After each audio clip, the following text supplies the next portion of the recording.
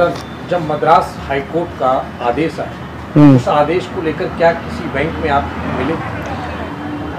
बिल्कुल, Madras high court actually हमारा जो मेरी भी कोऑपरेटिव सोसाइटी है, इसका नाम ब्लू पीपल्स कोऑपरेटिव सोसाइटी, जो गरीब तुच्छ वर्ग को, जो गरीब दलित जो वर्ग के लोगों का बैंक है।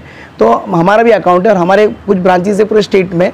तो वहाँ का जो पैसा सेंट्रल ऑफिस हमारा सेंट्रल चेंबूर में, तो हमने चेंबूर में हमारा आरबीएल बैंक है, आरबीएल बैंक, जिस बैंक में हमारा खाता है पिछले बहुत सालों से।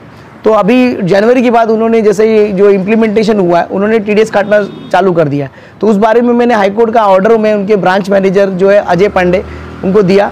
और उनके टॉप एंड में कोई मतलब सुजीत जी का पता नहीं कोई है जो टॉप एंड के जो लीगल डिपार्टमेंट से बात भी की, तो वो क्या बोलते हैं ये हम पे अप्लीकेबल नहीं है, हम काटते रहेंगे। क्योंकि एक हाईकोर्ट आदेश पारित करता है तो उसी की नज़ीर पूरे हिंदुस्तान में बन जाती है। तो इस तरह का जो ना मानना एक अपने आप में, मैं समझता हूँ कि अगर इसको लेके क्या, अगर नहीं मानते हैं तो क्या इसको लेके आप सुप्रीम कोर्ट का रास्ता तैयार करेंगे? देखिए, हाईकोर्ट जो भी हाईकोर्ट होता है, अगर जो इंडिविजुअल अगर ऑर्डर नहीं, लेकिन हाईकोर्ट का ऑर्डर अगर समझो स्टेट गवर्नमेंट को है, और जो अगर जैसे मद्रास हाईकोर्ट ने अपने स्टेट जॉइंट कमिश्नर को ऑर्डर दिया था कि ये टीडीएस एप्लीकेबल नहीं है, तो वो जो ऑर्डर है वो सब जगह मतलब इक्विवेलेंट या सिमोसिस में काम आ सकता है। इक्विवेलेंट ऑर्डर होता है पूरे स्टेट के लिए, हो जाता है पूरे भारतवर्ष के जो स्टेट के लिए। अगर सेंट्रल गवर्नमेंट उसको अपील में जाती सुप्रीम कोर्ट में तो ठीक, तो उसको स्टे होता, पर स्टे नहीं हुआ।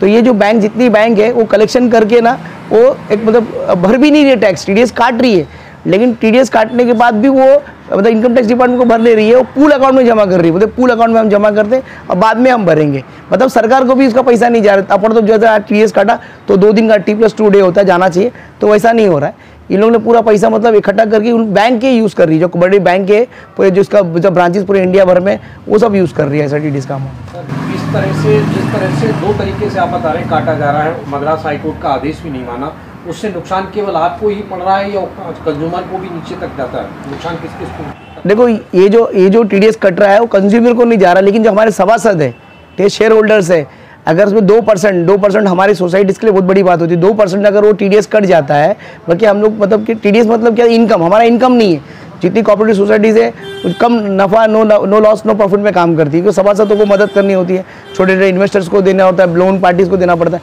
तो हमारे पास जो पैसा आता है ये लोगों का पैसा, और वो टीडीएस कटने से हमको मतलब नुकसान होता है।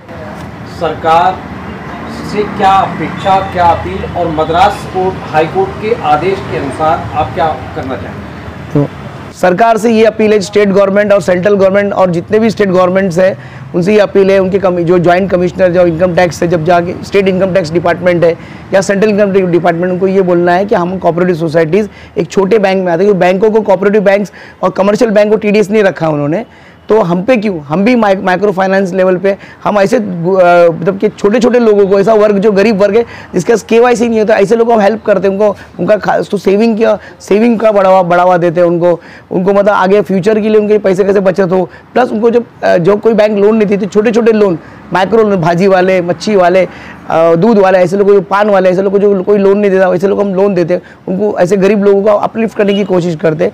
वैसे ही हम भी बैंक की तरह है, तो हमको भी ये टीडीएस से एग्जम्पशन मिलना चाहिए, हम टीडीएस के दायरे में नहीं आते हैं। सर, हर स्टेट के लिए क्या अलग अलग रूल है? इस तरीके से अगर आप बता रहे हैं एक स्टेट में इस तरीके से कानून पास किया गया है और महाराष्ट्र सरकार इस तरीके ध्यान नहीं दे रही है। बिल्कुल जो महाराष्ट्र गवर्नमेंट है वो ध्यान नहीं दे रही है, क्योंकि मद्रास हाईकोर्ट, आपने देखा होगा साउथ इंडियन जो लोग हैं वो तो होशियार होते हैं सब चीज़ में और बहुत एक्टिव होते हैं। वहाँ के लोगों ने जब पिटीशन फाइल किया तो हाईकोर्ट ने उनकी साइड लेके उनको बोला कि आप रिसिपेंट हो, तो वो एग्जम्प्टेड हो गए, तो पूरा तमिलनाडु में एग्जम्प्टेड हो गया।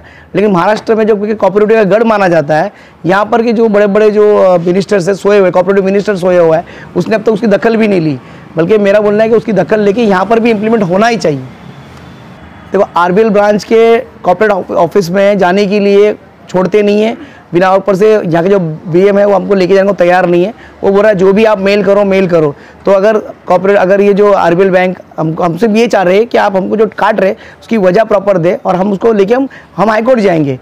हाईकोर्ट जाने के बाद वहाँ से जो हमको ऑर्डर आएगा हम इम्प्लीमेंट करने की कोशिश करेंगे और लगाने की कोशिश। सर, मद्रास हाईकोर्ट के ऑर्डर को जो क्या आपने अपने स्तर से बैंक जो जिसमें आपका खाता है उसको रिसीव कराया मैनेजर को? बिल्कुल, जो मद्रास हाईकोर्ट का ऑर्डर था उसका जो लिंक था वो भी भेजा, और हार्ड कॉपी भी उनको हमने भेजा। 20 दिन हो गए उनको बताकर, समझाकर, उसके लीगल पॉइंट्स भी बताए, तो भी वो मानने को तैयार नहीं। उसका टॉप एंड जो आरबीएल बैंक के कोई टॉप एंड का जो अधिकारी है वो बात करने को तैयार है, मिलने को तैयार नहीं, बोलते जो होगा जैसा वैसे ही चलेगा और कटता रहेगा, आपको जो करने का आप करिए।